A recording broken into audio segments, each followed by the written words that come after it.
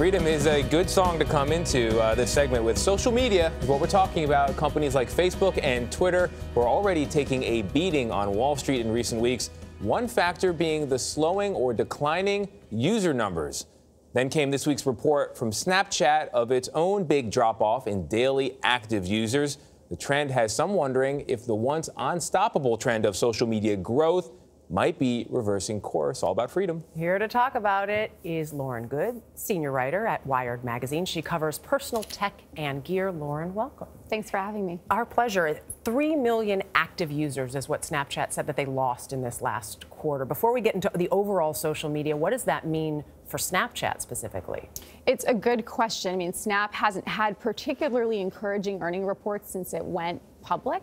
And I think what people are looking at now is not just whether or not Snap's recent redesign is the cause of this, which is what the CEO, Evan Spiegel, said was part of the disruption in users. We heard a lot of rumblings about those. Absolutely. I mean, the redesign was very poorly received. In fact, Snap ended up reversing some of the design changes that it made. But I think the bigger question is whether or not this hints at some sort of larger social media fatigue. And this is more evidence of that. Yeah, you're hitting on the point exactly, because in order for these companies to flourish, they've got to be used by people. So have we hit that hard stop?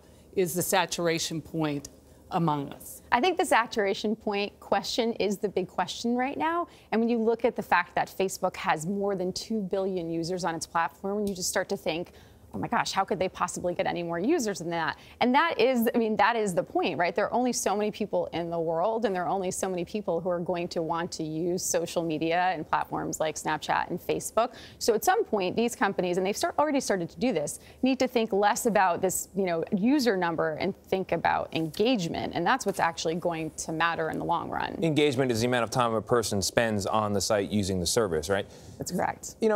People turn away from social media when they stop finding it to be a pleasant experience. So one of the issues facing all these companies is how do they, for lack of a better word, police the language, police the behavior?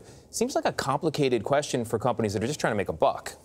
It is an incredibly complicated question, and I think, well, what you're hinting at here may be two different things. One may be the feeling that people get when they're using social media, if it's making them happy, if it's making them sad. And there has been some research that points towards people maybe not having the greatest experience or feeling great after using social media. And then you're also talking about if what they're seeing on a platform is maybe could be considered harassment, could be considered abusive, could be something that they just don't want to experience in their digital lives. We've also talked a lot in the past couple of weeks about disinformation, not even just a couple weeks, couple months, and certainly since the election, disinformation on social media and the role places like Facebook and Twitter may have played in that. How is that impacting how people now view these social media sites?